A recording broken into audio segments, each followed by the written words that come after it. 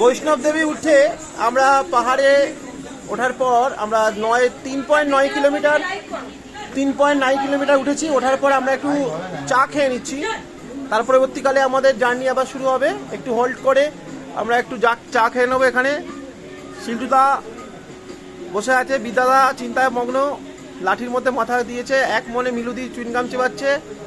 ওখানে নীতিশ কুকুরকে বিস্কুট খাওয়াচ্ছে পার্লেজি কিনে, যে যার মতো কাজ করে যাচ্ছে। রাইন একা চিন্তা করছে, একটা কবিতা লেখার পরে মানে মুহূর্তে চলে এসছে মনে হচ্ছে। বাবুদা টুপি খুলে ফেলেছে, বাবুদা টুপি খুলে ফেলেছে। বাবুদা বাবুদা ঠিক আছে তো, কেয়া বসে আছে আর লাস্টে আমিও বসে আছি। ভালো ওই আমরা আবার ভিডিও করব, আপনাদের দেখাবো বৈষ্ণব দেবী যাত্রা। এখান দিয়ে এই রাস্তা দিয়ে আমরা উপরে উঠছি, এই রাস্তা দিয়ে মানুষ উঠছে, ঘোড়া যাচ্ছে, পালকি যাচ্ছে, সবাই রাস্তা দিয়ে যাচ্ছে।